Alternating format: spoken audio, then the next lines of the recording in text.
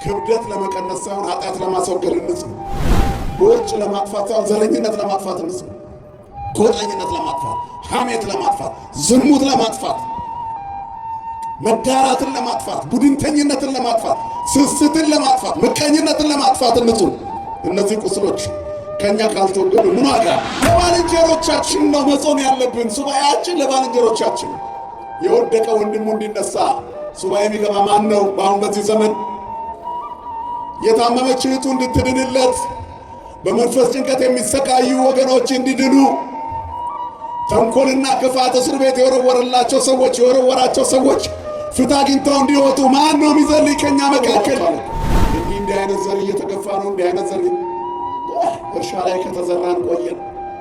ጥራጥሬ ሆኗል። የሰው ልጅ ክብሩን አጥቶ ቤተክርስቲያን ውስጥ ጎጥ ብቻ። እግዚአብሔር ይህንን እሾህ ይንቀልልን። የቅበላ ዕለት ስጋ ቤት አምሽተን ከስጋ ቤት ተነስተን ጾሙ ስንጨርስ የመጨረሻ የፋሲካ ቀን ስጋ ቤት ከተገናኘን ያውነን እኮ ቫኬሽን ወጥተን የተመለስን። ከኃጢአት ትወጣለህ፣ ተመልሰህ ወደ ኃጢአት ትገባለህ። እንደገና አርያም ታጥባ ወደ ጭቃዋ፣ ውሻ ወደ ጥፋት። መድኃኔዓለም ከዚህ ይሰወረን ሁላችን። ጾመው ስጋ ለመጾም ደግሞ ለሼፕ ነው።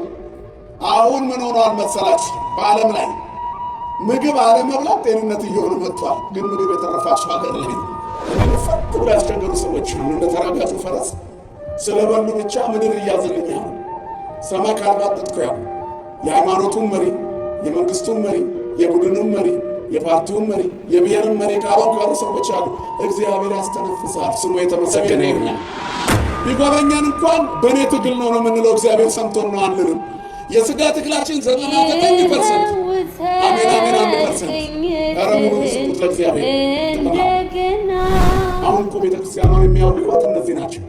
የማያስቀድሱ የቅዳሴ አድናቂዎች፣ ተቆርቋሪዎች፣ የማይቆርቡ የቁርባን ተቆርቋሪዎች፣ የማይዘምሩ የመዝሙር ገምጋሚዎች። ያሬዳዊ ነው አይደለም ይላል። እነሱ አይዘምሩም።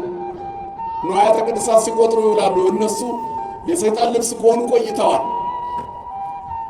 በአፍ ብዛት አይጸደቅም። ሰብሰብ እንበል፣ እግዚአብሔር ይናገር፣ እኛ ዝም እንበል አይደል መጽሐፍ። እኛ ወዳጆቻችን እንኳን ሲያልፍላቸው ደስ አይልም።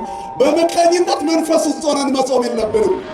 ቤተ ክርስቲያን ማለት ሕንፃው ብቻ አይደለም። እኔና እናንተም ነን። ምንድነው የሚያናውጠን? ገንዘብን መውደድ፣ ምቀኝነት፣ ዘረኝነት፣ ጎጠኝነት፣ ተንኮል፣ ክፋት።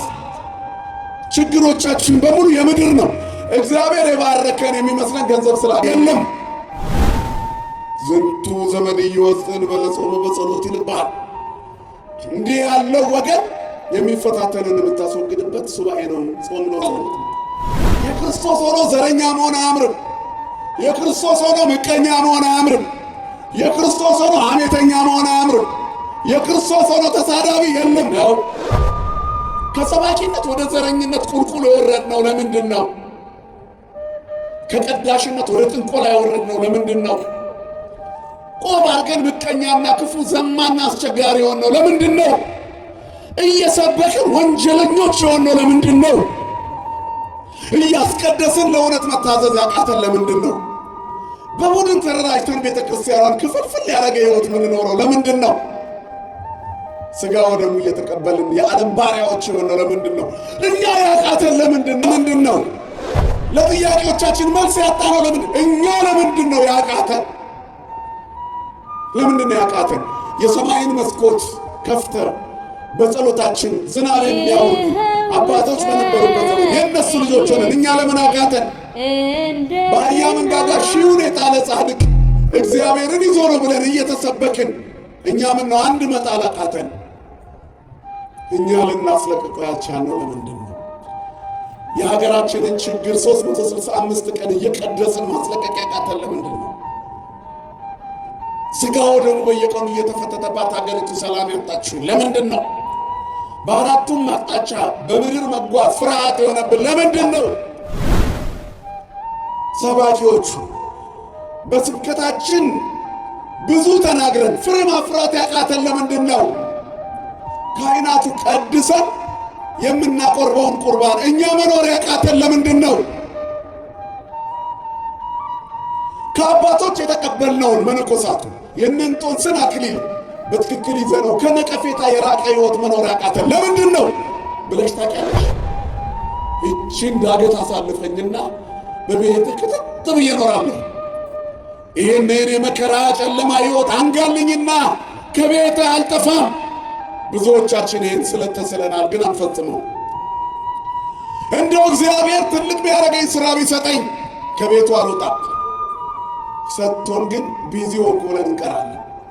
ሲሰጠን መከራ፣ ስናጣ መከራ፣ ስናጣ እናለቅስበታለን፣ ስናገኝ እንረሳዋለን። ከእንደዚህ አይነት ሕይወት መድኃኔዓለም ይጠብቃል። ሁሉ ይቻላል። ተራራው ሜዳ ይሆናል ለሚያምን፣ አንበሳው ድመት ይሆናል። በተራባ አናብስት ጉድጓድ ውስጥ በጸሎት እናድራለን ካመንን። ለሚያምኑ ሁሉ ይቻላል። በዚህ ጊዜ እንዴት እንጹም ነው መልእክቱ። ከዚህ ሰው መሆን ያቃተን ተቀላቅለን ስለምንጮህ ነው። ውጡና ብቻችሁን ኑሩ። ሱባኤ ለብቻ መኖር ነው። ይገራል። ሱባኤ ጾም ይገራል። ምግቡን ቀነሰ፣ ጫጫታውን ቀነሰ፣ አድናቂዎችሽን ቀንሽ። የእግዚአብሔር ሁኚ።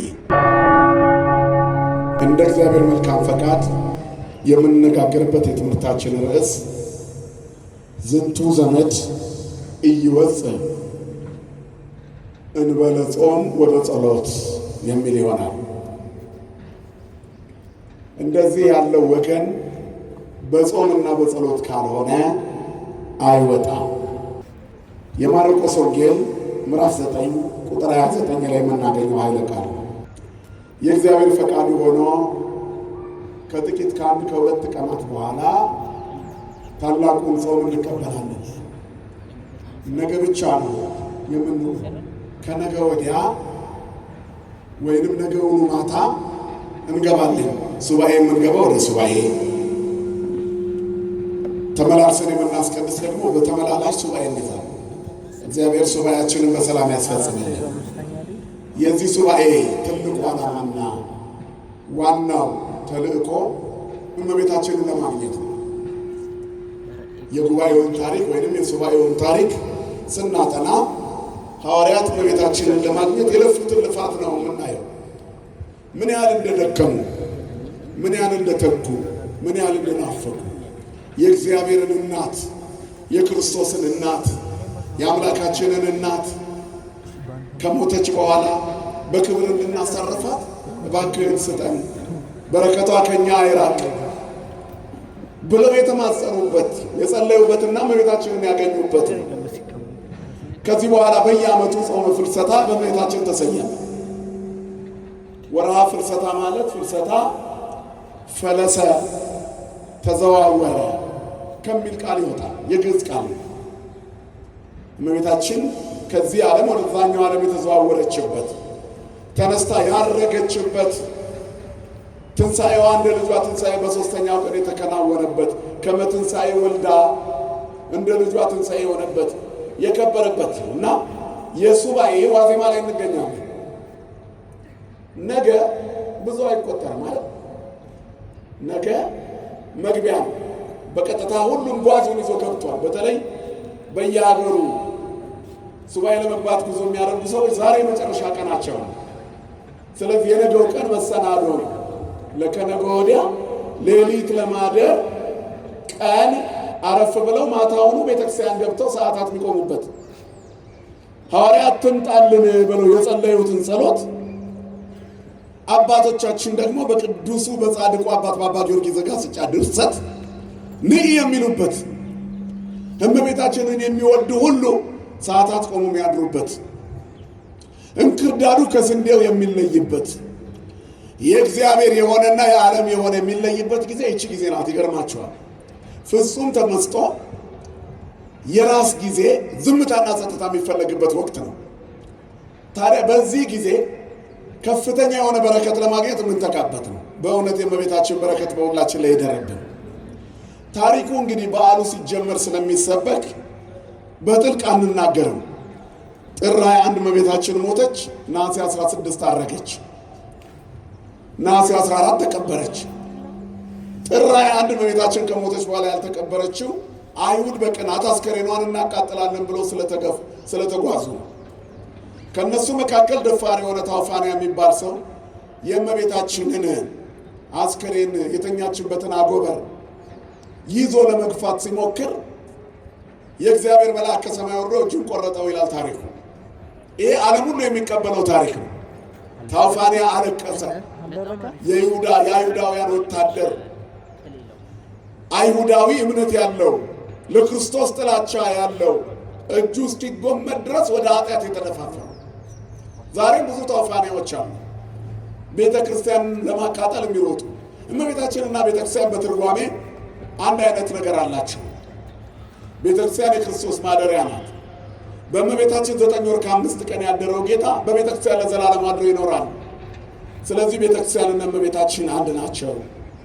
እመቤታችን የማትፈርሺ መቅደስ ነሽ፣ መቅደስ ዘኢትትነሰት ይላታል አባ ኤፍሬም ሶርያዊ በውዳሴ ማርያም። የማትጠፋ ፋኖስ፣ የማትፈርስ መቅደስ፣ ስሟ ለዘላለም የተመሰገነ ይሁን።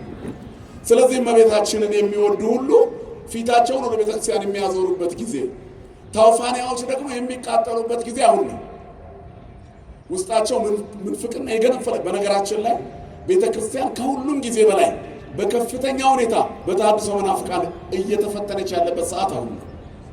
በፊት በአገልግሎታቸውና በአሰባበካቸው ተጋፍተን ነበር የምንጋፈጣቸው። አሁን ውስጥ በቅለው ስልጣን ይዘው አቅም ይዘው ራሳቸውን እያደራጁ ነው መናፍቃን። መድኃኔዓለም ቤተ ክርስቲያንን ይታደጋት በኃጢአታችን ብዛት፣ በስንፍናችን ብዛት ማለት። ስለዚህ ዛሬም ብዙ ታውፋንያዎች አሉ የእግዚአብሔርን ቤተ መቅደስ መፍረስ የሚናፍቁ ግን ወአናቅጸ ሲኦል ይይንዋ ይላቸዋል ወንጌሉ። የሲኦል ደጆች አይችሏትም። ለሺህ ቢቧደኑ ቤተክርስቲያንን አይችሏትም። በማን ስለተመሰረተች? ጮክ በሉ። በማን ስለተመሰረተች? በክርስቶስ በደሙ የዋጃት መቅደሱ ናት። በምድር ላይ አንዲት መቅደስ ብትኖር የተዋህዶ መቅደስ ናት፣ ክርስቶስን በክብር የምትገልጥ። ሌላውንም እያየነው ነው። በስሙ የተደረደሩ ሁሉ እኛ ሲሰድቡ ነው የሚውሉት። ክርስቶስን ቀድሳ ስጋውን ቆርሳ ደሙን ቀርታ ለምእመናን ሰጥታ ከዓለም ኃጢአት ሰውን የምትለየው ተዋህዶ ናት። ስራ ላይ ናት ቤተ ክርስቲያን። ክብርና ምስጋና ለአምላካችን ለእግዚአብሔር ይሁን። ምክንያቱም ሰሪዋ ክርስቶስ ስለሆነ፣ የዋጃት የመሰረታት ጌታ ስለሆነ፣ በደሙ የዋጃት ባለቤቱ እርሱ ስለሆነ የሲኦል ልጆች አያነዋውጿትም። በጴጥሮስ አለትነት ላይ የተመሰረተች ናት። የእግዚአብሔር ቤት ልንኖር ይገባናል የምንልባት በዚህ በጾመ ፍልሰታ ከምናነበው ወይንም ከምናደምጠው የወንጌል ክፍል አንዱ የደብረ ታቦር ታሪክ ነው አይደል? ይሄ ይሰነንን በርዝየ ጌታ ሆይ በዚህ መኖር ይሻለናል። ወንግበር ሰለስተ ማኅደረ አሐደ ለከ ወአሐደ ለሙሴ ወአሐደ ለኤልያስ፣ አንድ ለአንተ፣ አንድ ለሙሴ፣ አንድ ለኤልያስ፣ 3 ዳስ እንስራ ብለው እነ ጴጥሮስ የጸለዩበት። የሚናገሩትን አያውቁም። መንፈስ ቅዱስ ነበር የሚያናግራቸው። የኤልያስ መቅደስ ለራሴ አላለም፣ ፍጹማን አልነበሩምና ፍጹም ለሆነው ለኤልያስ መቅደስ፣ ፍጹም ለሆነው ለሙሴ መቅደስ፣ የሁሉ ባለቤት ለሆነው ለመድኃኔዓለም መቅደስ እንስራ አሉ። ዛሬ የቅዱስ ሚካኤል የቅዱስ ጊዮርጊስ ቤተ መቅደስ ስንሰራ አይናቸው ደም የሚነፍ ትርጓሜ ያልገባቸው ሰዎች አሉ። መልሱ የይሰነንን በርዝየ ወንግበር ሰለስተ ማኅደረ ይልባቸዋል። በዚህ መኖር ለኛ መልካም ነው። የእግዚአብሔርን ቤት እየሰራን ስጋው ደሙ እየተቀበልን ወንጌል እየሰማን ወንጌል እየተገበርን እየዘመርን እያገለገልን በዚህ መኖር ለኛ መልካም ነው። ክብርና ምስጋና ለአምላካችን ለእግዚአብሔር ይሁን። ስለዚህ ሱባኤውንም የምንገባው ለዚህ ነው። በጥር የሞተች እመቤታችን በነሐሴ ተቀበረች። ሞት በጥር በነሐሴ መቃብር ጥልቅ ታሪክ ነው። በታውፋንያ ምክንያት መልአኩ የታውፋንያን እጅ ቆረጠው። ጌታችንም እመቤታችንን ይዟት ከነሱ ተሰወረ። ከዕፀ ሕይወት ስር አኖራት። ባደራ የተቀበለው ዮሐንስ አዝኖ ስለነበረ ተወሰደ። አየኋት አለ። እኛስ አሉ ሱባኤ ገቡ። ተሰጠቻቸው። ወስዶ በክብር ቀበሯት። በ14 ተቀበረች። ዕለተ እሑድ፣ ዕለተ ሰሉስ ማክሰኞ ከሀገረ ስብከቱ ህንድ ሲመለስ ቶማስ አልነበረም ሱባኤ ላይ። ይገርማል። ቶማስ አልነበረም የሚለው ቃል ይገርማል። ጌታ በተነሳ ጊዜ በዝግ ቤት ተሰብስበው ሳለ ጌታን ደቀ መዛሙርቱ አየነው ሲሉ ቶማስ አልነበረም። አሁን ደግሞ እመቤታችንን ለማግኘት ሐዋርያት ሱባኤ ሲገቡ ቶማስ አልነበረም ከመባል ይሰውራል። የመጀመሪያው አልነበረም፣ ያሳዝናል። ሁለተኛው አልነበረም ግን ለበጎ ነው። ምክንያቱም እነሱ ያላዩትን ትንሣኤ ሊያይ እኛ የምንቀበለውን በረከት ሊሰጥልን እግዚአብሔር ቶማስን አዘጋጀው። በደመና መንኮራኩር እየመጣ ድንግል ማርያም ስታረጋዩዋት አያት፣ መላእክት ያሳርጓት። ቅዱስ ያሬድ አይረግዋ መላእክቱ ሰማያት ይላል። መላእክት ወደ ሰማይ ያሳረጓት እየዘመሩ እያመሰገኑ በውዳሴ ማርያም እንደተነገረው ይወድስዋ መላእክት ለማርያም በውስተ ውሳጤ መንጦላይት ነው።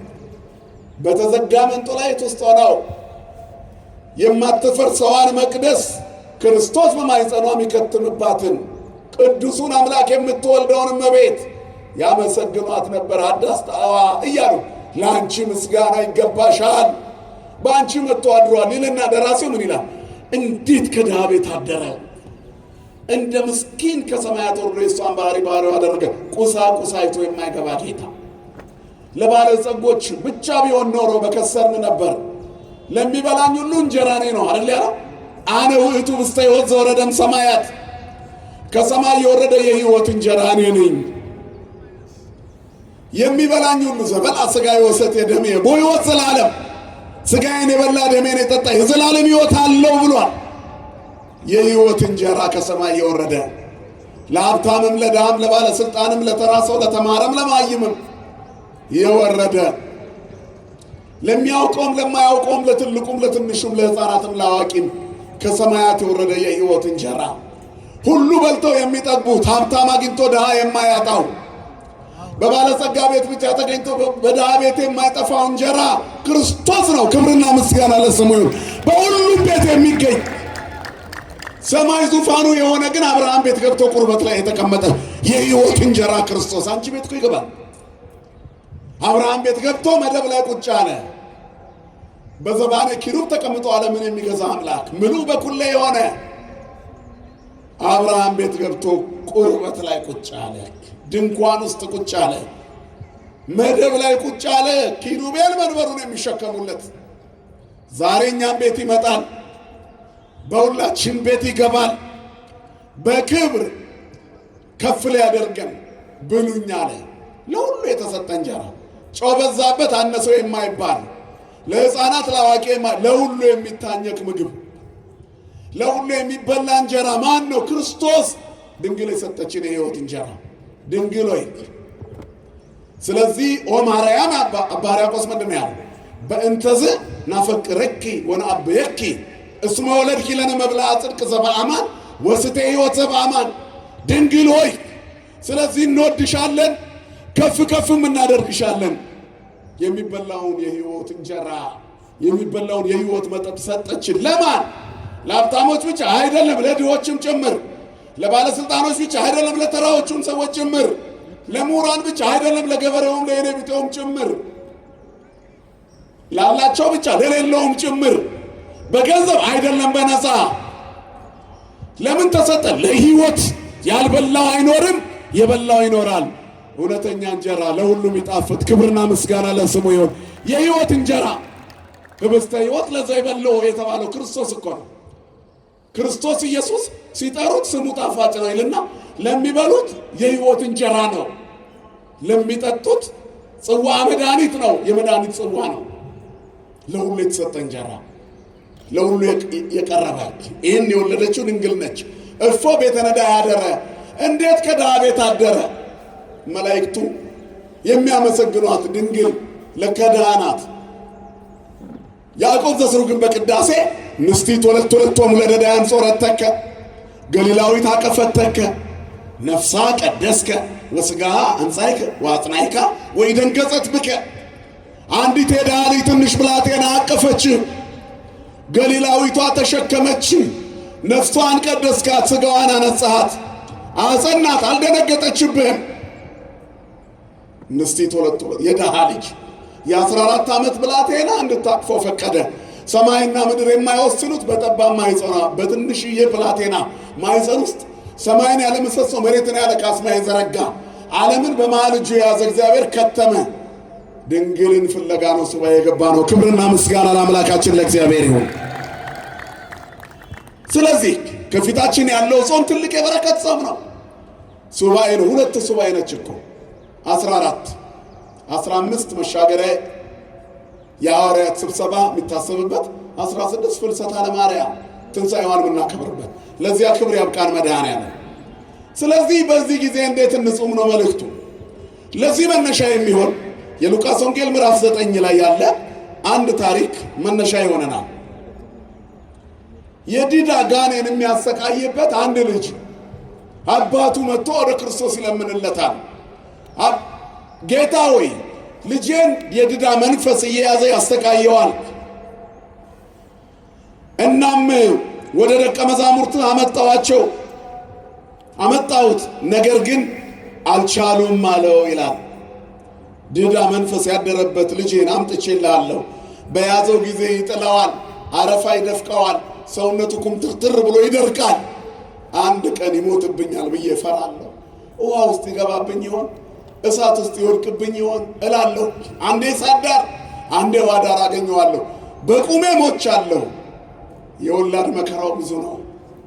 ለራሱ ሳይሆን ለሌላው መኖር ይጀምራል። የትክክለኛ አባትን ስሜት ለልጁ እዚህ ላይ ታያላችሁ። ሕፃን ልጅ ምንድነው የምትሉ? ከዓይናችሁ ፊት እንዲያልፍ አትፈልጉም። እንቅፋት እንዳይመታው እንዳይወድቅ። የታመመ ደግሞ ሲሆን ምን ያህል ልብ እንደሚነካ አስቡ። በጣም የተሰቃየ አባት ነው። ወደ ደቀ መዛሙርቱ አመጣሁት፣ ግን ሊያድኑት አልቻሉም።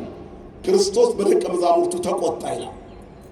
የማታምን ጠማማ ትውልድ እስከ መቼ ካንተ ጋር እኖራለሁ? አብራችሁኝ እየዋላችሁ እያደራችሁ በእኔ ላይ ገና አላመናችሁም። ተቆጣቸው።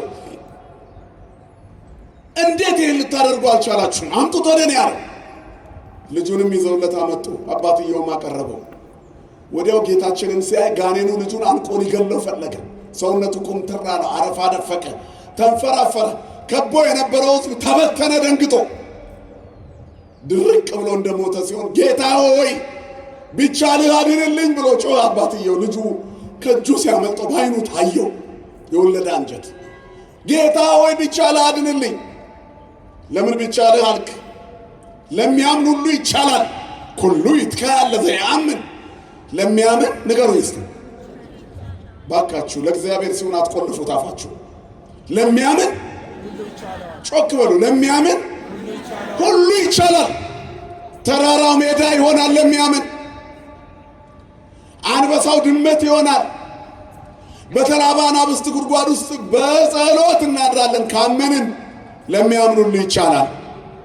ለሚያምን ለሰው የማይቻል ለማን ይቻላል? ለእግዚአብሔር ይቻላል።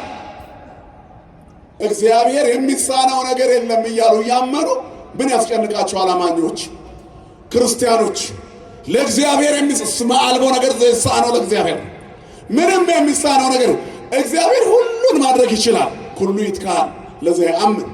ከኃጢአት ብቻ በቀር እግዚአብሔር ሁሉን እንድንችል ፈቅዶልናል። ስሙ የተመሰገነ ይሁን። ስለዚህ ለሚያምን ሁሉ ይቻላል። አታምንም አለው። አምናለሁ ጌታ ሆይ ግን አለማመንን እርዳው አለ። የሰውየው ጸሎት ደስ ይላል። ስለተቸገርኩ ነው ይህንን ያልኩት።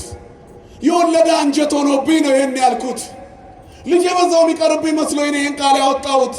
ብጠራጠር አትፍረድብኝ። አለማመንን ረድተህ ልጄን መልስልኝ፣ ክትት ያልኩ አማኝ ይሆናለሁ ብለሽ ታውቂያለሽ? እቺን ዳገት አሳልፈኝና በቤትህ ክትት ብዬ እኖራለሁ። ይህንን የመከራ ጨለማ ሕይወት አንጋልኝና ከቤትህ አልጠፋም። ብዙዎቻችን ይህን ስለተሰለናል፣ ግን አንፈጽመው። እንደው እግዚአብሔር ትልቅ ቢያደርገኝ ሥራ ቢሰጠኝ ከቤቱ አልወጣም።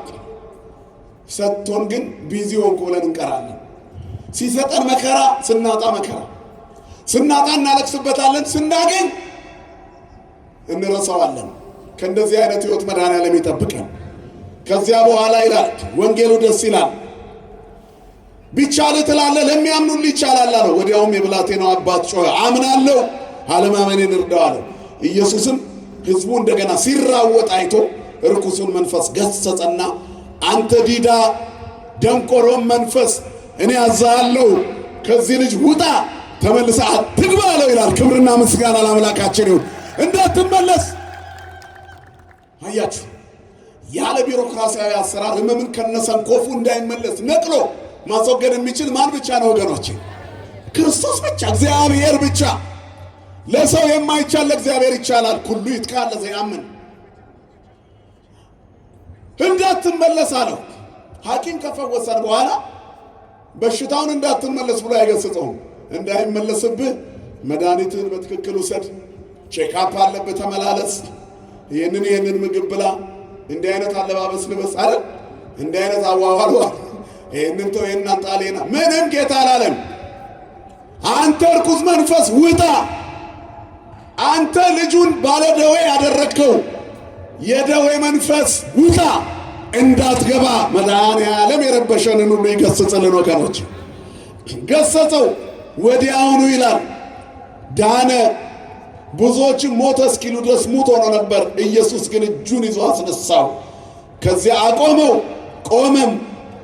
ወደ ቤቱም አባቱ ይዞት እንዲሄድ ሰጠው። ክብርና ምስጋና ለስሙ ይሁን አባቶቻችን አምላክ።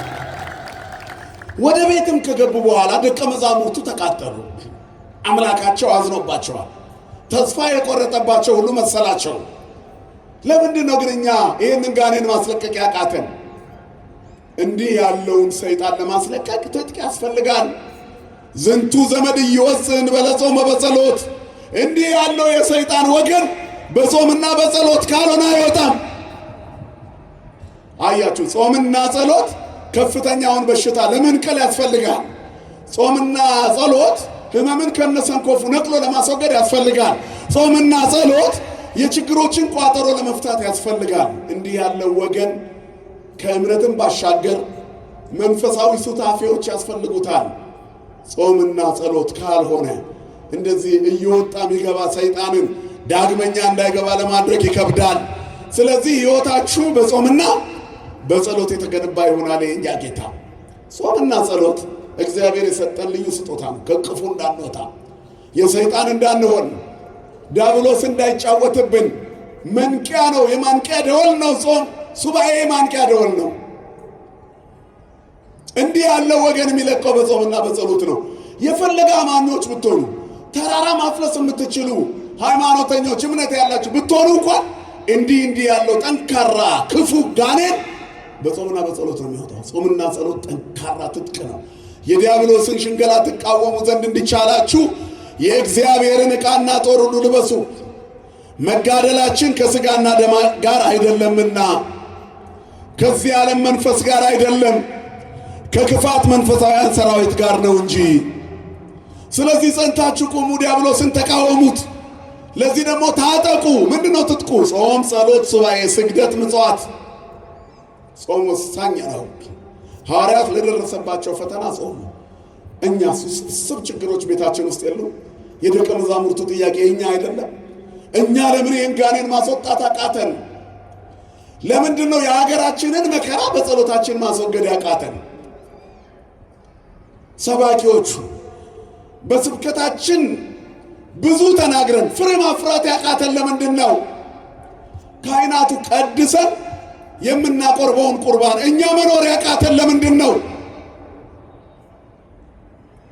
ከአባቶች የተቀበልነውን መነኮሳቱ የእንጦንስን አክሊል በትክክል ይዘነው ከነቀፌታ የራቀ ሕይወት መኖር ያቃተን ለምንድን ነው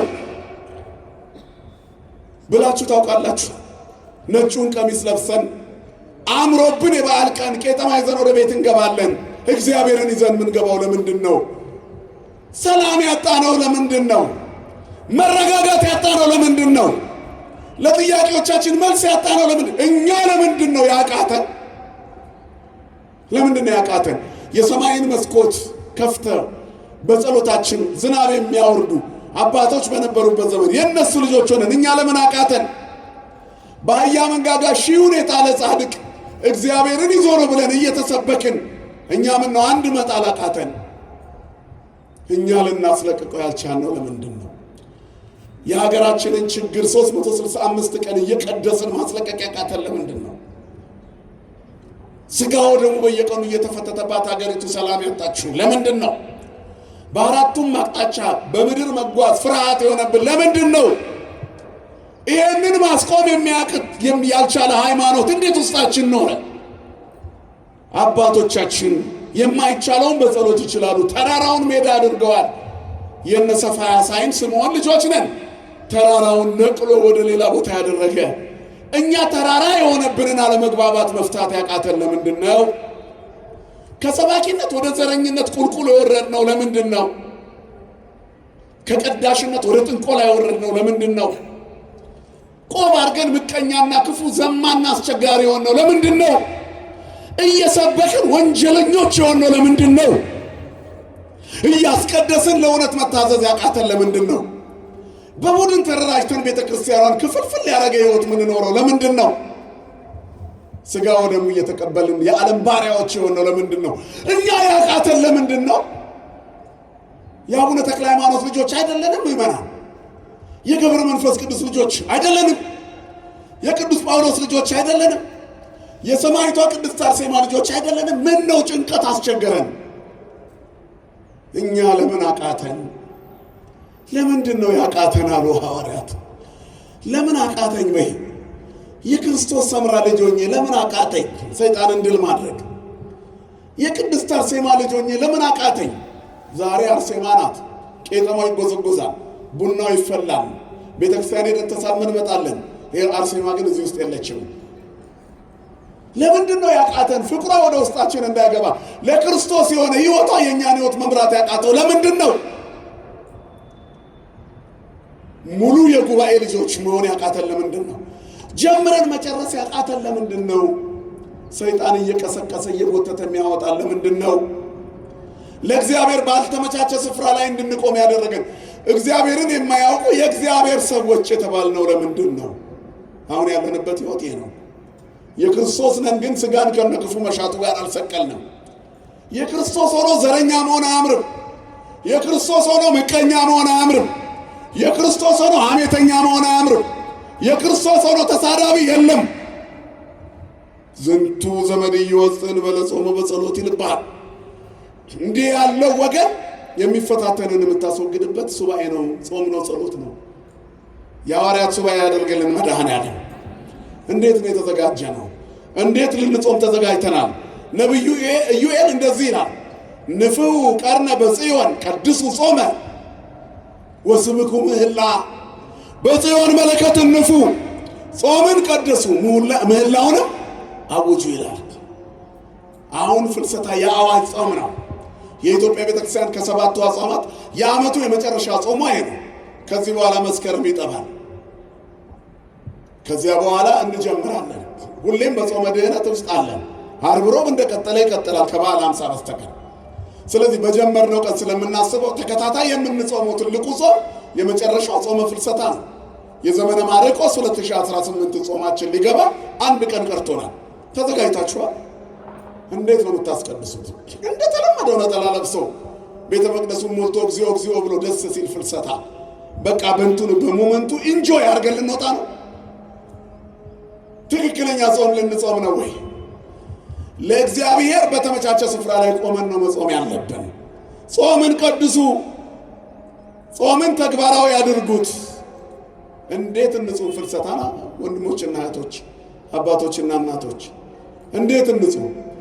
የመጀመሪያው መንፈሳችንን ለማደስ እንጹም፣ ለመገራት እንጹም። የተገራ ሰውነት ያስፈልጋል። እየሰማችሁ ነው አይደለም? በእግዚአብሔር ቃል የተገራ መንፈስ። አሮጌንን እኛ አርጅተናል። ዘረኝነት አስረጅቶናል። ጭፍን ብሔርተኝነት አስረጅቶናል። ምቀኝነት አስረጅቶናል። ቅናት አስረጅቶናል። እነዚህን ሁሉ የሚያስወግድ ማን ይንገስ? እኛ ላይ ማን ይንገስ? እግዚአብሔር ይንገስ። ስመዚያ ከይስማ ሞቶ ይደንግጽ ወቀላያት ይሰጠቃ ወከይሲ ይትከየር ይላል። ስምህን ሰምቶ ሞት ይደንግጥ፣ ቀላያት ይሰንጠቁ፣ ወንጀለኛ ይቸገር፣ አለማመን ይራቅ፣ ቅናት ጥቅም ያገኝ፣ መርዝ ያላቸው የፍጥረት ወገኖች ይበተኑ። በጾምና በጸሎታችን በሱባኤያችን እግዚአብሔር ክፉን ከኛ ላይ ያርቅልን። ሰው መንፈሱ ሲታደስ እነዚህ እኩያት ፍቶታት ከውስጡ ይወጣሉ። አጋንንት ይርቁታል። ያ ተወጥሮ የነበረው ተቆልምሞ የነበረው ሰው ታድሶ ቆመ። ማንን ሲያገኝ? እግዚአብሔር መንፈስን ያድሳል። ሰቆቃወ ኤርምያስ ምዕራፍ 3 ቁጥር 23 ላይ ማለዳ ማለዳ አዲስ ነው ታማኝነትህም ብዙ ነው ይላል። እግዚአብሔር ሁሌ ማለዳ አዲስ ነው። ሁል ጊዜ አዲስ ነገር ያደርጋል። ለደቀ መዛሙርቱ በታንኳ ውስጥ ተኝቶ እስኪ ቀሰቅሱት ዝም አላቸው። ሲነሳ ምን አለ? ምንት ያፈራሃክሙ አንትሙ ሕጹፃነ ሃይማኖት፣ እናንተ ሃይማኖታችሁ ሕጹፅ የሆነባችሁ ምን ያስፈራችኋል አለ። ከዚያ በኋላ ምን አለ? ተነሳና ባህሩን ገሰጸው። ሌላ ቀን ደግሞ በማዕበሉ ላይ ብቻቸውን ሲስተቃዩ ባለፈው እዚህ ውስጥ ሆኖ እሱ ቢሆን ኖሮ ያቆምልን ነበር። አሁን የለም ብለው አሰቡ። ማለዳ ማለዳ አዲስ የሆነ እግዚአብሔር በሚያስጨንቃቸው የማዕበል አረፋ ላይ ውሃ ሳይነካው እየረገጠ መጣ። ክብርና ምስጋና ለስሙ ይሁን። የሚያልፋቸው እስኪመስል ድረስ ተደነቁበት ይላል። እግዚአብሔር ማለዳ ማለዳ አዲስ ነው። የአዲሱ አምላክ ልጆች እኛም አዲስ ነን። ሁሌ አዲስ የሆነ እግዚአብሔር እኛንም ያድሰናል። ክብርና ምስጋና ለስሙ ይሁን። ጾም ስጋን ለማዳከም ብቻ ሳይሆን መንፈስንም ለማደስ፣ አሮጌ ሰውነትን ለማራገፍ።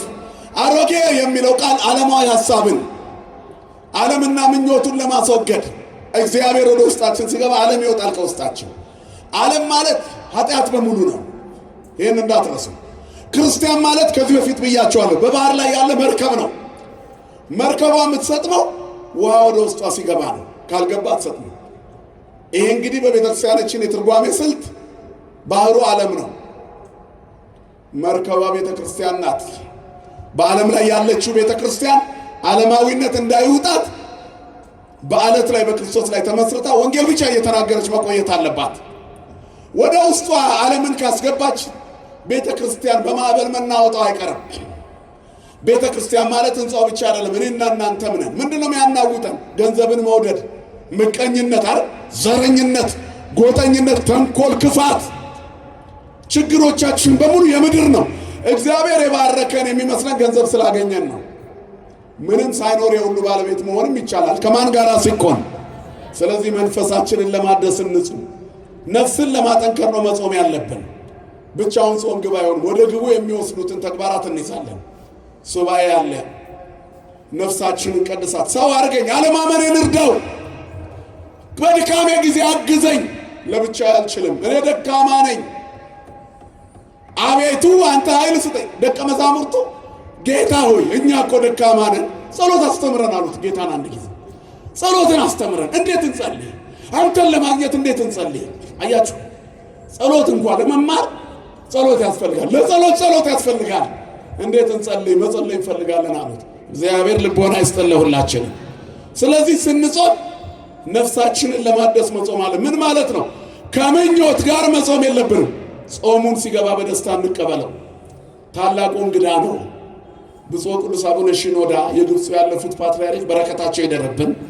ጾም ማለት የነፍስ ክብረ በዓሏ ነው ይላሉ አንድ መጽሐፍ ላይ።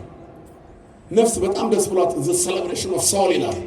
የነፍስ ትልቁ ክብረ በዓሏ ልክ እኛ የሆነ የጋብቻ የሆነ አኒቨርሳሪ እንደምናከብረው እንግዳ በጣም እንደምንጠራው ነፍስ ትልቅ በዓል ታከብርና እንግዳ ትጠራለች። የምትጠራው እንግዳ እግዚአብሔር ነው። ከእግዚአብሔር ጋር የምትጠራቸው እንግዶች ቅዱሳን መላእክት፣ ቅዱሳን አበው፣ ድንግል ማርያምን ነው። እግዚአብሔር ሲመጣ ሁሉ ቅዱሳን ይመጣሉ። ክብርና ምስጋና ለአምላካችን ይሁን።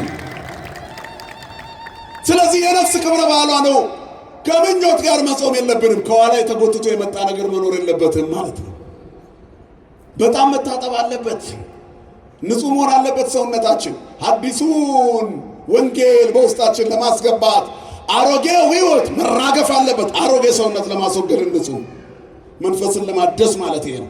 ከምኞት ጋር መጾም የለብንም። ለስጋችንና ለነፍሳችን የሚታወጅ ጾም መሆን አለበት። ያለንበትን ሁኔታ የምንኖርበትን ወደፊትና ኋላ የሚመጣል እንድንኖር የምንፈልገው። አሁን ባለን አካሄድ እግዚአብሔር አይገኝም። ስለዚህ እግዚአብሔር የሚገኝበት አካሄድ እንዲኖር ነው ማለት ነው መጾም ያለብን። ነገሮች እንዲለወጡ ብቻ ሳይሆን እኛ እንድንለወጥ እንጾም ነው ነፍሳችንን ለማደስ። እኛ የምንጾመው ነገሮች እንዲለወጡ ነው። የከሰስነው ሰው እንዲፈረድበት፣ የጠላነው ሰው እንዲሞት፣ ከኛ ጋር ጸብ የፈጠረ እንዲዋረድ። እግዚአብሔር ፈረደብን የምንለው ቋንቋ እኮ ነው። እግዚአብሔር እኮ ጠላቶቻችንን በእጃችን ጥሎ ይታዘበናል እኮ። ዳዊትን እግዚአብሔር እንዴት ተበቀለለት? ለዳዊት የተበቀልከውን በቀል ለእኔም ተበቀልልኝ በሉት እግዚአብሔር።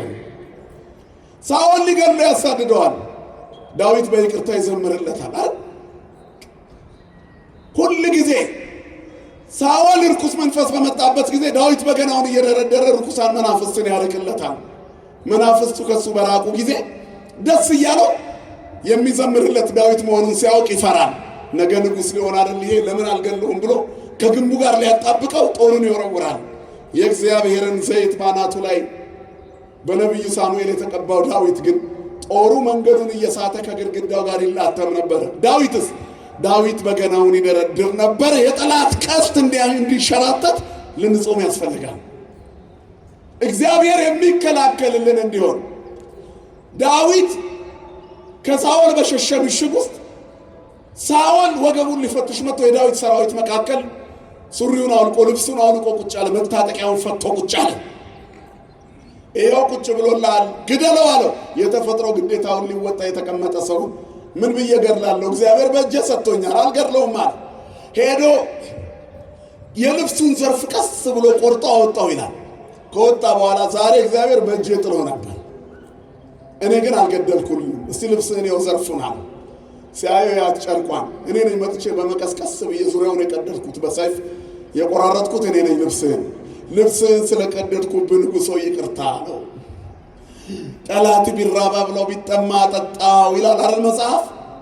እኛ ወዳጆቻችን እንኳን ሲያልፍላቸው ደስ አይልም። በምቀኝነት መንፈስ ውስጥ ሆነን መጾም የለብንም።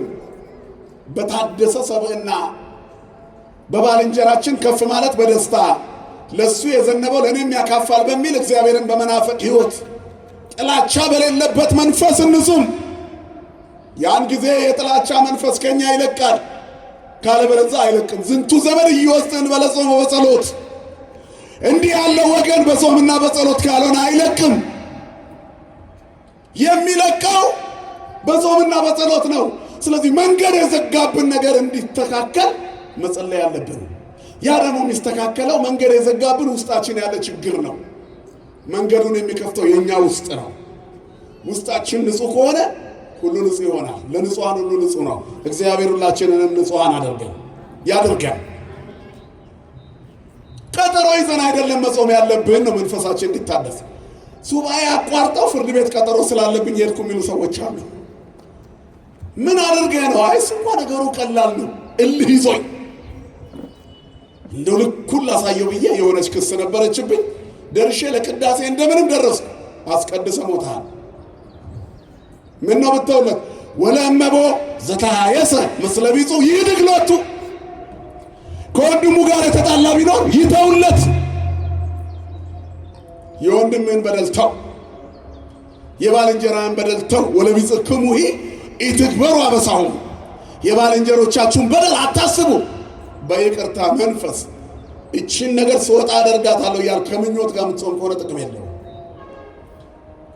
ቆይ ስወጣ የምበላው ቁርጥ የሚሉ ሰዎች አሉ። እቺ 14 ቀን እኮ ርቃ ይሄን ጮማ ሸርከት ያው ሆድ እንዳሳዩት ነው። ስለዚህ ከምኞት ጋር መጡ መንፈሳችንን ለማደስ ስወጣ ይሄን አደርጋለሁ ብለን የኃጢአት ቀጠሮ ከያዝን ምን ዋጋ አለው? ሱባኤያችን ከንቱ ነው። የጸብ ፍርድ ቤት የብቀላ ቀጠሮዎች ካሉ ከሱባኤያችን ውስጥ መጥፋት አለባቸው። ወለእመቦ ዘተሃየሰ ምስለ ቢጹ ይድግ ሎቱ። ከወንድሙ ጋር የተጣላ ቢኖር ይተውለት። እንድንታደስ መጾም አለብን፣ እንድንለወጥ።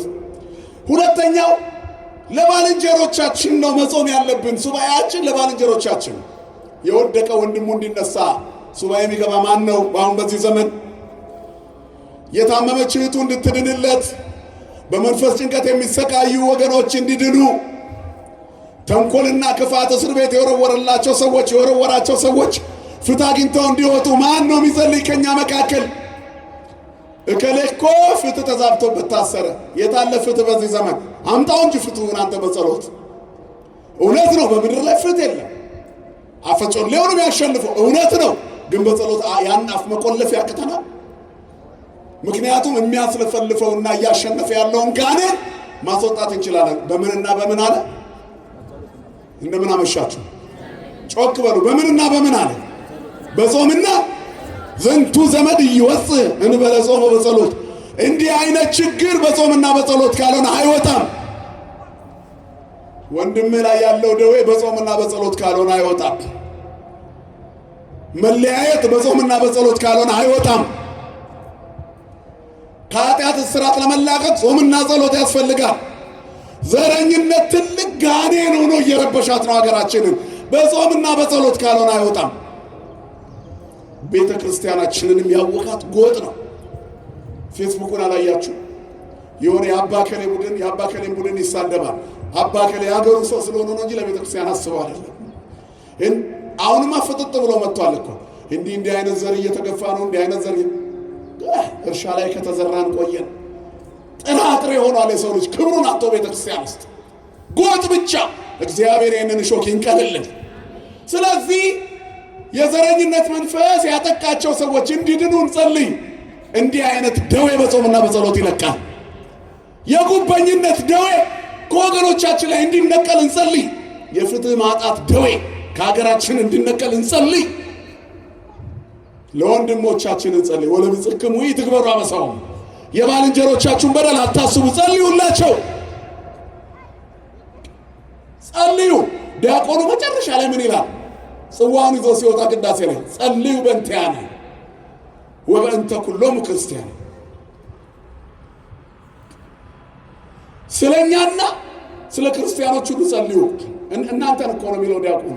እኔና እናንተ የምናስቀድሰው አትሙን፣ ጸልዩልን፣ ሱባኤ ግቡልን፣ እላያችን ላይ ያለው ጋኔን እንዲለቅ ጸልዩልን፣ የዘረኝነት መንፈሳችን እንዲወጣ ጸልዩልን፣ ክፋትና ተንኮል ከኛ እንዲርቅ ጸልዩልን፣ ራስ ወዳድነት ከውስጣችን እንዲነቀል ጸልዩልን፣ ለባልንጀሮቻችሁ ጸልዩ። ሁለት አሃው ወይንም ወንድሞች ወጣንያን መነኮሳት ገና ጀማሪዎቹ ቀልጣፎቹ ወጣቶቹ ገዳም ካሉት አባቶች ተልከው ከከተማ ገዝታችሁ ነው የሚያስፈልገው ለገዳሙ ማስፈጸሚያ የሚያስፈልግ ተብሎ ይላካሉ። ሁለቱም ከመጡ በኋላ ገዳም ገብተው ከተማ ገብተው ሸምተው ጨርሰው ይመሽባቸዋል። የተለመደ ቦታ ላይ አረፍ ብሎ ክርስቲያኖች ቤት ወደ ገዳም መመለስ ልማድ ነውና ባደሩበት ቦታ ላይ አንደኛው መነኩሴ በኃጢአት ይወድቃል። ሌሊቱን በዝሙት አደረ። ጠዋት ሲነጋ በወንድሜ ደህና ሁን እኔ አልሄድም አለው። ለምን? ለዚያ ገዳም ምበቃ አይደለሁም፣ ረክሻለሁ፣ ተበላሽቻለሁ፣ ኃጢአት በውስጤ ገብቷል፣ ወደቅኩኝ፣ በኃጢአት በዝሙት ወድቄ ያደርኩ አለ። ስንት ጊዜ ወደቅክ አለው። እሱማ አንድ ቀን ነው የወደቅኩት። እኔ ደጋግሜ ወድቄ የለ እንደሚሄደው አለው። አሃ አለ ይሄኛው። እናንተ ብትሆኑ አትጠነቀቅም ነበር? ራሱን ጻድቅ የማያደርግ እኮ ሰው የለም። አትውደቅ ወንድሜ፣ ከወደቅ ባልንጀራ ነው የሚያብራራው ላይ ላይ ተው ብዬ ነበር እኮ አላርፍ ብለህ እግር ተቆረጠ አይደል? በቃ ተበል በቋጋ እኮ የለም። እንዲህ እኮ የሚሉ ሰዎች አሉ። ታሞ የሚያቃስት ሰው ሊጠይቁ ሄደው እንዴ ታውስል ይሄንን መጠጥ አፈረሰው አድርጉበትን። ወይኔ ወንድሜ በቃ እኮ አሁን ዋጋ የለም። ምኑን ጠየቁ? ይሄ ጉድጓዱን ሊቆፍርለት እኮ ነው ሄደው። ከሆነ በኋላ ስለ ነፍስ ስንቅ ይጸለያል እንጂ እንደገና በሰው ቁስል እንጨት ይሰደዳል። እግዚአብሔር ከክፉ ባልንጀርነት ይጠብቀን ሁላችንን። የእሱን ቦታ ይዘህ ትኖር ይመስል ምቀኝነት በዝቶብናል እኮ። ሁሉም የራሱን እኮ ነው የሚኖረው። የምንባለው ሰይጣን ስላደረብን ነው። ይሄ ጥሩ መነኩሴ ነው ባልንጀራው። አያችሁ ወይኔ እኮ ደጋግሜ ወድቄያለሁ።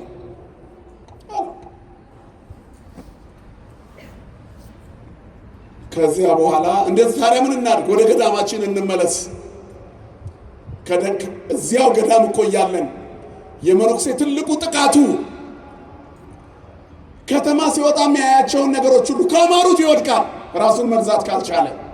ስለዚህ ወድቀናል ሁለታችንም። እዛው ገዳማችን ገብተን አንዳችን ለአንዳችን እናልቅስ አለው ሰው። እሺ አለ። ሱባኤ ገቡ። ከዚያ በኋላ ሱባኤያቸው ሲያልቅ የበደለው ሳይሆን ሳይበድል በድያለሁ ያለው በጣም ያለቅስ ነበር፣ ወንድሜን ማረልኝ እያለ። ይሄ ደግሞ በኃጢአት የወደቀው ዝም ብሎ ማረኝ ይላል። እግዚአብሔር ድምፅ አሰማው። ሰረይኩ ለከ በእንተ እሁከ ዘኢገብረ፣ ስላልበደለው ስላላጠፋው ስለዚያ ስለ ወንድምህ ይቅር ብያለሁ አለ። ስላልበደለ ወንድም ይቅር ብያለሁ። ምንም ሳይበድል ለአንተ ነው ሱባኤ የገባው፣ እሱ እኮ ንጹሕ ነው አለው። ስለዚህ ለወንድሞቻችን እንጸልይ። ለሌላው መጸለይ ራስን ያስባርካል። እግዚአብሔር ልቦና ይስጠለውላችሁ። ሰው ስሜቱን ከገዛ በኋላ ለሌላው ይተርፋል። ካለበለዚያ ግን ለራሱን መሆን ያቅተዋል። በአንድ ቦታ ላይ አንድ ንጉሥ ነበረ በጣም አደን የሚወድ እና ይሄ አደን የሚወደው ንጉሥ ፈረሱን እየጋለበ ወደ ጫካ ሲገባ እሱ ከተቀመጠበት ፈረስ ይልቅ ያማረና የተዋበ እጅግ ውብ ፈረስ አገኘ። ሊይዘው ሲሄድ ፈረሱ አስጠጋም። ከዛም በኋላ ባልንጀሮቹን በሙሉ ማለት ባለሟሎቹን በሙሉ ሰበሰበና እንደምንም ያዙና አምጡልኝ ይህን ፈረስ እንዴት እንደሚያምር አለ። ለካ ፈረሱ ያልተገራ ፈረስ ወደ አውሬነት የተቀየረ ነበር። የእሱም ባለሟሎች ረግጦ ግማሾቹን ገሎ ግማሾቹን ሰብሮ ጨረሳቸው። ወደ ቤተ መንግሥት መልእክተኛ ልኮ ሙሉ ሰራዊት አስመጥቶ እንደምንም ፈረሱን በ20 በ30 ገመድ አስሮ ያዘው። አንድ ፈረስ በማግራት የሚታወቅ አስጋሪ ዘንድ ወሰደውና ይሄ ፈረስ እንዳይመስልህ አውሬ ነው፣ ልትገራው ትችላለህ አለው። ችግር የለም ንጉሥ ሆይ ጊዜ ስጡኝ አለ። ፈረሱን እንዳመጡለት ግንብ አጥር ውስጥ አስገባና ልቀቁት አላቸው። ፍቱት። ፈተው ሮጠው ወጡ። በሩ ተዘጋ። ያንን ግንብ በአፉ ባጠጠ፣ በእግሩ መታ። አውሬ ስለነበረ ደከመው። ሰውየው ማማ ላይ ተቀምጦ ተውረፍ ይለዋል። ግንቡ ሲመታ ይህን ሲያደርግ ተው ይለዋል። ድምፁን ያሰማዋል። ተናደደ። ቢያገኘው ቢቦጫጭቆ ቢረግጠው ደስ ባለው ነበር። ሰውየው ምግቡን ቀነሰበት። ማታ ላይ ትንሽ እየሳር ወርወር ያደርግለታል። እየደከመ መጣ። ተፈጥሮ ነዋ። እየተነፈሰ መጣ። መድኃኒዓለም ያስተንፈሰ ነው። ገናችን እንዲህ ንፈት ብለው ያስቸገሩ ሰዎች አሉ። እንደ ተራጋጩ ፈረስ ስለበሉ ብቻ ምድር እያዝልኛ ነው። ሰማይ ካልባጠጥኩ ያሉ የሃይማኖቱን መሪ፣ የመንግስቱን መሪ፣ የቡድኑን መሪ፣ የፓርቲውን መሪ፣ የብሔርን መሪ ካልሆንኩ ያሉ ሰዎች አሉ። እግዚአብሔር ያስተነፍሳል። ስሙ የተመሰገነ ይሁን። በእኛ ዘመን ስንቱ ተነፈሰ። ፈረሱ እየተነፈሰ መጣ። ይገርማችኋል። እየተገራ መጣ። ኋላ የጌታውን ድምፅ ብቻ መስማት እህል እንደሚያስገኝለት አወቀ። ጌታው ቀስ እያለ አንገቱ ላይ ገመድ ሲያስገባበት ዝም፣ ድክምክም ሲል ደግሞ ላዩ ላይ ወጥቶ ቁጭ፣ ሂድ ሲለው መሄድ፣ ቼ ሲለው ቼ፣ ቆም ሲለው መቆም፣ ወሽ ሲለው ይቆማል፣ ውጣ ሲለው ከተማውን ይዞት ይዞር ጀመር። ህዝቡ ሁሉ ተደነቀ። ንጉሥ ይኸው ፈረስ አለው። ምን አደረግ? ምግቡን ቀነስኩበት፣ ከፈረሶች ለየሁት፣ ከጫጫታ አወጣሁት፣ ብቻውን አቆየሁት። ከዛም በኋላ ብቻውን ከቆየ በኋላ ሲወጣ ፈረስ ሆነ። ሰው መሆን ያቃተን ተቀላቅለን ስለምንጮህ ነው። ውጡና ብቻችሁን ኑሩ። ሱባኤ ለብቻ መኖር ነው። ይገራል። ሱባኤ ጾም ይገራል። ምግቡን ቀነሰ፣ ጫጫታውን ቀነሰ፣ አድናቂዎችሽን ቀንሽ። የእግዚአብሔር ሁኚ። ቆንጆ ነሽ የሚልሽ ሁሉ በውበትሽ ተደንቆ አይደለም፣ የራሱ ሌላ ፍላጎት ስላለው ነው። አምሮብሃል የሚል የሆነ ነገር ፈልጎት ነው። እጅህን እያየ ነው። የሆነ ነገር እያልየ ነው ካንተ። ወይ ፍትህ እንድትሰጠው ፈልጓል፣ ባለስልጣን ነህ። ወይ ገንዘብ እንድትሰጠው ፈልጓል፣ አቅም አለህ። ያደነቁን ሁሉ የኛ አይደሉም። ራሳችንን እንመልከት። ነጽሩ ነፍሰክሙ ወአንጽሩ ነፍስ ተክሙ። ነፍሳችሁን ተመልከቱና ሰውነታችሁን ንጹህ አድርጉ። ማንም የቆመ ቢኖር ንገሩኝ እንጂ የግድግዳ ጥቅስ አይደል? ንገሩን ጮክ ብላችሁ። እንዳይወድቅ ይጠንቀቅ። ማንም የጸደቀ እንዳይመስለው። ራሳችሁን አዳምጡ። ጊዜ ይኑራችሁ። ሱባኤ በር ዘግቶ ዝም ማለት ነው። ዝም ማን እንዲናገር ወገኖቼ? ምንድን ነው ከሰው የሚያናክሰኝ? ጎጠኛ ያደረገኝ ምንድን ነው? ዘሬ የምለው ምንድን ነው? የምኖርባትን ምድር ማክበር ያቃተኝ ለምንድን ነው? ሰማይን እንዳልናፍቅ ያደረገኝ ምንድን ነው? ራስን ማየት። ነጽሩ ነፍሰክሙ። ራሳችሁን ሰውነታችሁን ተመልከቱ። ነፍሳችሁን ይዋት። ለእግዚአብሔር ናት ወይ? ተስፋ ማን ነፍሳችሁ? አንድ ሰው እግዚአብሔር እህል ሞላለት አይደል የሚለው ወንጌል ላይ? እርሻው መልካም ሆነለት፣ ያማረ የተዋበ ሆነ፣ ደስ አለው። ነፍሴ ሆይ ብዪ ጠጪ አለ። እግዚአብሔር ይመስገን አላለም። ሲያገኙ ማመስገን አፋቸው የሚቆለፍ ሰዎች ብዙ ናቸው። ነፍሴ ሆይ ብዪ ጠጪ፣ ገና ለብዙ ዘመን የሚበቃ መባ አለች፣ ምግብ አለሽ። ቅዳሴው ሰዓታቱ አላለም፣ ምስጋናው አላለም። ዝም ብለሽ ብዪ በቃ። ጎተራውን ጠቀጠቀና ዝም ብዬ እበላለሁ። ዛሬ እኮ ነው የምትሞተው አለው። እህል የሞት መድኃኒት አይሆን። ከሞት የሚያስቆም ማን ብቻ ነው? ወፍናዊ ይሁን ለሞት ዘእግዚአብሔር ሮት። የሞት መንገዶች እግዚአብሔር ናቸው። ስለዚህ ጾማችን ሞትን ማቆም አለበት። ስምህን ሰምቶ ሞት ይደንግጽ ብለን የለ? ስመ ዚአከ ይስማ ሞት ይደንግጽ። ስምህን ሰምቶ ሞት ይደንግጥ። ቀላያት ይሰንጠቁ፣ ኃጢአት ይሸነፍ። የማንን ስም ሰምቶ? የእግዚአብሔር ስም በላያችን ላይ እንዲነግስ እንጹም ነው። ሌላው ለሀገር እንጹም። ለራሳችን፣ ለወንድማችን፣ ለሀገራችን። የሀገራችን ቁመና አልተዛነፈም እንዴ እናንተ? መች ተስማምተን እየኖርን ነው? አልተለያየንም እንዴ? እኛ ጋር የሚጠበቅ መፍትሄ የለም? የመንግስት እንዳለ ሆነው ከኔና ከእናንተ አይጠበቅም? ምንጽፈው፣ ምንፖስተው፣ ምናደርገው፣ ምንቧደነው በብሔር አይደለም? ጎጠኞች አልሆንም? እኛ ጋር የሌለውን ሰላም ሰው አምጥቶ እንዲሰጠን ለምን እንፈልጋለን? በጦርነትን እየናፈቀን ሰላምን ብንጸልይ ምን ጥቅም አለው? አሁን እኮ ቤተክርስቲያኗን የሚያውቋት እነዚህ ናቸው። የማያስቀድሱ የቅዳሴ አድናቂዎች፣ ተቆርቋሪዎች፣ የማይቆርቡ የቁርባን ተቆርቋሪዎች፣ የማይዘምሩ የመዝሙር ገምጋሚዎች። ያሬዳዊ ነው አይደለም ይላል። እነሱ አይዘምሩ፣ ንዋያተ ቅድሳት ሲቆጥሩ ይውላሉ። እነሱ የሰይጣን ልብስ ከሆኑ ቆይተዋል። በአፍ ብዛት አይጸደቅም። ሰብሰብ ብንበል እግዚአብሔር ይናገር፣ እኛ ዝም እንበል። እግዚአብሔር ስለ ሀገራችን አንተ ተናገር በሉት። ምስራቁ፣ ምዕራቡ፣ ሰሜኑ፣ ደቡቡ በሰላም ይደርልን። እዚህ ቦታ ሰው ሞተ፣ እዚህ ቦታ ሰው አለቀ ከምን ጌታ ሆይ ያቁመው በሉት። ለምንድን ነው መዓት የመጣው? እኛ ልናወጣው ያልቻለ ይህን ጋኔን ለምንድን ነው? ጌታ ሆይ ጸሎታችን አልሰማም ያለው ለምንድን ነው? ጌታ ሆይ ጌታ ሆይ የድሮ ታሪካችን ለምን አልመለስ አለ? የኔ ድርሻ ምንድን ነው በሉት። በዚህ ሱባኤ ይህን አርግ የሚል መንፈስ ይመጣል። የእግዚአብሔር መንፈስ ያኔ እሱ ሲመራን እንስተካከለን፣ ነፍሳችን ትጠግባለች። ኢሳይያስ እንዳለ እግዚአብሔር ሁል ጊዜ ይመራሃል፣ ነፍስህን ከመልካም ነገሮች ያጠግባል፣ አጥንቶችህንም ያጸናል። አንተም እንደሚጠጣ ገነት፣ ውሃውም እንደማያቋርጥ ፈሳሽ ትሆናለህ። ማን ሲመራህ? ማን ሲመራሽ? ስለዚህ ማን ይምራን? በትዳራችን ማን ይምራን? በእውቀታችን ማን ይምራን? በስልጣናችን ላይ ማን ይስራ? በሀብታችን ላይ ማን ይስራ? ምራኒ እግዚኦ ፍኖተ ከበሉት። አቤቱ መንገድህን ምረኝ። እግዚአብሔር ሲመራን ሁሉን እኩል እንወዳለን። እግዚአብሔር ሲመራን ከራሳችን አልፈን ለሰው እንተርፋለን። እግዚአብሔር ሲመራን ለሀገር እንተርፋለን። ቤተክርስቲያናችን ለዓለም የምትጸልይ ናት። ዓመቱን ሙሉ ግን ለሀገሯ እንኳን መፍትሄ መሆን ለምን አቃታት? ይህ ሁሉ መከራ ለምን ደረሰብን? ከየት የመጣ መከራ ነው? ለዓለም የምትተርፍ ቤተክርስቲያን ስለ ዓለም ሁሉ እግዚአብሔር ማሰብን ያስቀድም ዘንድ ለእያንዳንዱም ያማረውን የሚሻለውን ያስብ ዘንድ ስለ ዓለም ሁሉ እንጸልያለን ትላለች እኮ ቤተክርስቲያን። በቅዳሴውም መስዋዕት በሚሰዋበት ጸሎት፣ በተግባራዊ ስርዓት አምልኮ ፕራክቲካል ወርሺፕ አላት አይደል? የሚዳሰስ የሚጨበጥ ስርዓት አምልኮ አላት። በዚያ ለዓለም ትጸልያለች ቤተክርስቲያን። ለራሷ መሆን እንዴት ያቅታታል? ለሌሎች የተረፈች ምን ይተርፍ? ምን ትረባው ለሰው? ምን ትበቆ ለሰው? ለመረባ ዓለመ ወነፍሶ ሀጉለ ማለት ወነፍሶ ሀጉለ። ሰው ዓለምን ሁሉ ቢያድን ነፍሱን ግን ካላዳነ ምን ይጠቅመዋል?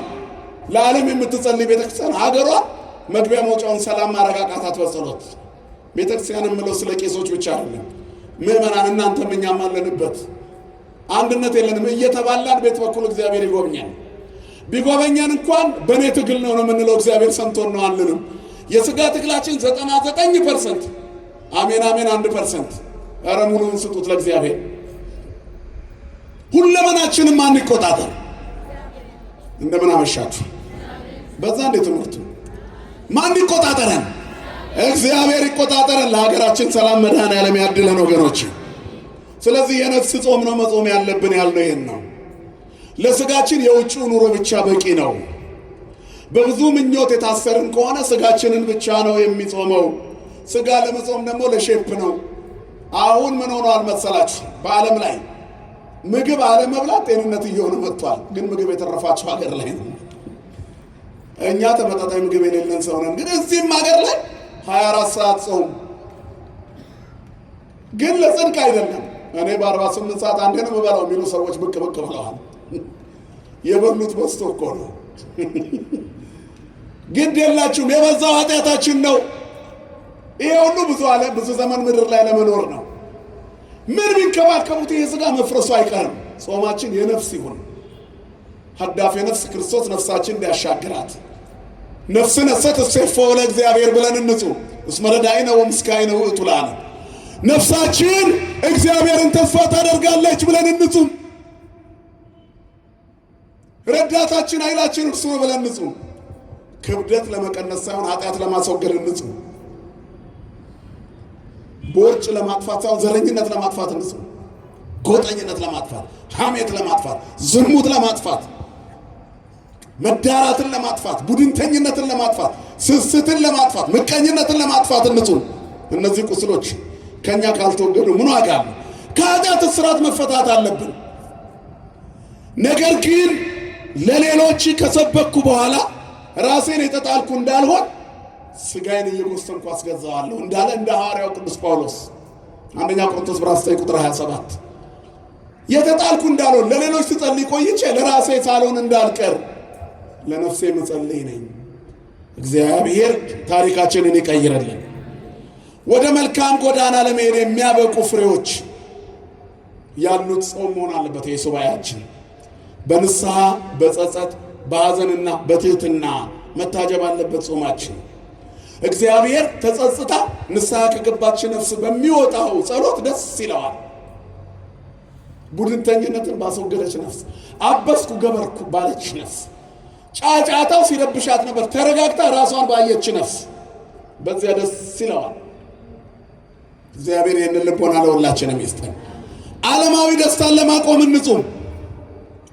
ሐሜትን ለማቆም ቅድም ስንጠቅሳችሁ የነበሩትን ኃጢአቶች ምቀኝነት፣ ክፋት፣ ተንኮል፣ ዝሙት፣ መናፍቅነት፣ ጥርጣሬ እነዚህን ለማስወገድ እንጹም። መንፈሳዊ ደስታ ሊሰጡ ከሚችሉ ነገሮች ጋር ህብረት በማድረግ ሥጋችንን እየጎሰምን ለእግዚአብሔር እናስገዛ። የመንፈሳዊ ጾም ዓላማ በጎ ነገርን ለሰውነት ማስለመድ ነው። ስለዚህ ከጾሙ ማግስት ሌላ ሰው መሆን አለብህ። ያው ከሆንክ ምን ጥቅም አለው? የቅበላ ዕለት ሥጋ ቤት አምሽተን ከሥጋ ቤት ተነስተን ጾሙን ስንጨርስ የመጨረሻ የፋሲካ ቀን ሥጋ ቤት ከተገናኘን ያውነን እኮ ቫኬሽን ወጥተን የተመለስነው አይደለ? ትምህርት ቤት የወጡ ሰዎች ቫኬሽን ይወጣሉ ክረምት። ከዛም በኋላ መጨረሻ ላይ ደግሞ ሌላ ሴሌብሬት የሚያደርጉት አለ። ሾፒንግ ምን ባክ ቱ ስኩል ማለት ባክ ቱ ሲን ይሆናል አይደል? ከኃጢአት ትወጣለህ፣ ተመልሰህ ወደ ኃጢአት ትገባለህ። እንደገና አርያም ታጥባ ወደ ጭቃዋ፣ ውሻ ወደ ትፋቱ። መድኃኔዓለም ከዚህ ይሰውረን ሁላችንን። ስለዚህ ወደ እግዚአብሔር የመመለስ መሆን አለበት ጾሙ። ሐዋርያት እመቤታችንን አገኙ፣ እንባቸው ታበሰ፣ ታሪካቸው ተቀየረ። ከዚያ አዲሱን ቅዳሴ ለመጀመር ተዘጋጁ። ጌታ በ16 ራሱ መጥቶ ቀድሶ እመቤታችንን መንበር አድርጎ አቆረባቸው። ራሷ እመቤታችንንም ወተቀረበት በእደ ወልዳ ይላል፣ በልጇ እጅ ከሷ የነሳውን ሥጋ አቆረባት። ክብርና ምስጋና ለስሙ ይሁን የኛ ጌታ መድኃኔዓለም። ስለዚህ የሐዋርያት ታሪክ ተቀየረ። አብያተ ክርስቲያናት ይታነጹ ጀመር። ወንጌል በዓለም ላይ ተስፋፋ። ሲለወጥ ሰው መልካም ነገር ያሰራጫል። ለክፋት የዘመትንበት ዘመን ይበቃናል። አከለክሙ መዋዕል ዘሐለፈ ዘተቀናይክሙ ለፍትወተ ሥጋክሙ እምይእዜሰ ጹሙ ወጸልዩ። ያለፈው ዘመን ይበቃቸዋል። ለሥጋ የተቀኛችሁበት በዝሙት፣ በፖለቲካ፣ በኃጢአት፣ በርኩሰት፣ በዘረኝነት፣ በጎጥ፣ በክፋት፣ በተንኮል፣ በምቀኝነት የሄዳችሁበት ያለፈው ዘመን ይበቃል። በጥርጣሬ በድፍረት የሄዳችሁበት ዘመን ይበቃል። ከዚህ በኋላ ጹሙ፣ ጸልዩ፣ ሰንበትን አክብሩ፣ ለእግዚአብሔር ተገዙ፣ ተቀነዩ ለእግዚአብሔር በፍርሃት ለእግዚአብሔር በፍርሃት ተገዙ። ያለፈው ዘመን ይበቃችኋል። ይበቃናል። አይበቃንም? በራሳችን የሮጥነው ያተረፈው መለያየትን ነው። በእግዚአብሔር መንገድ ከሄድን የምናገኘው አንድነትን ነው። ስለዚህ የለውጥ ጾም ያስፈልጋል። የእግዚአብሔር መዓዛን የሚያመጣ ጾም፣ ጥሩ ሽታ አፍንጫችን የሚስቡበት ጾም ያድርግልን መድኃኔዓለም። ጾምና ጸሎት ማለት ከዚህ በፊት ነግሬያቸዋለሁ፣ ፍህምና ዕጣን ነው። ዕጣንና ፍህም አሁን አባታችን አሁን ሲያዘጋጁ ታያላችሁ። ትክክ ያለ ቀይ ፍህም ታያላችሁ። ዝም ብለው በመሃላችሁ እሱን ይዘውት ቢመጡ ይሸታችኋል? ንገሩኝ እንጂ መልኩ ብቻ ደስ የሚል ቀይ እሳት ነው።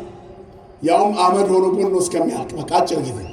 ላዩ ላይ ግን 2 ፍሬ ዕጣን ጫን ጣል ሲያደርጉ የተጸለየበት መዓዛው ከዚህ አልፎ ሰማይ ይደርሳል። እግዚአብሔርም ይቅር ይለናል። ክብርና ምስጋና ለስሙ ይሁን። ስለዚህ ጾማችን፣ ጸሎታችን፣ ምግባራችን እንዲህ አይነት መዓዛ ለሌሎች እንትረፍ። ሌላ ሽታችን ይቀየር። ሽታሽ እንዲቀየር ሱባኤ ግቢ። የዘረኝነት ክርፋት ወደ አንድነት ሽታ፣ የስስት ክርፋት ወደ ልግስና ሽታ እንዲቀየር፣ የቀማኛነት ክርፋት ወደ መጽዋችነት ሽታ፣ የዘማዊነት ክርፋት ወደ ድንግልና ሽታ መዓዛ እንዲቀየር ያን ለዚህ ሱባኤ እንግባ። ያን ጊዜ ሰላምና ጸጥታ፣ ጽድቅና በረከት ይኖረናል። ለዚህ ደግሞ ሁሉ ክፉ ነገሮች ይወገዳሉ ማለት ነው። ዝንቱ ዘመን እየወጽን በለጾም በጸሎት። አሁን የጠቀስናቸው የሚወገዱት በጾምና በጸሎት ነው። በምንና በምንድን ነው? ስለዚህ በጾም በጸሎት ነው ሐዋርያትም እመቤታችንን ያገኙት። ዓለም እመቤታችንን ካገኘች በኋላ የብሉይ ኪዳን ታሪኳ ተቀይሮ አዲስ ኪዳን ሆነ። ለምን? የአዲሱን ኪዳን አዲስ ብስራት ክርስቶስን ስለወለደች እመቤታችን ስሟ ለዘላለም የተመሰገነ ይሁን። የዓመተ ዓለም ታሪክ ወደ ዓመተ ምሕረት እንዲቀየር ስላደረገች እመቤታችን አሁን እሷን ማግኘት አዲስ ሕይወት ነው። ለዚህ ደግሞ ምን ያስፈልጋል? ጾምና ጸሎት፣ ሱባኤ ያስፈልጋል። እና ምእመናን ሱባኤያችን እግዚአብሔርን ብቻ የምንሰማበት፣ የፍርድ ቤቱ ቀጠሮ ይሰረዝ፣ ፍርዱ ከእግዚአብሔር ይሁን፣ የበደልነውን እንካስ፣ የቀማነውን እንመልስ፣ የተጣላነውን እንታረቅ። እነዚህ ሁሉ በጾምና በጸሎት ይነቅር። ከዛ ፀሐይ ጥታ ይሆናል። በመጨረሻ አንድ ታሪክ ነግሬ ትምህርቴን ጨርሳለሁ። ስለነበረን ጊዜ አምላካችን እግዚአብሔር የተመሰገነ ይሁን። በጣም በሚገርም ሁኔታ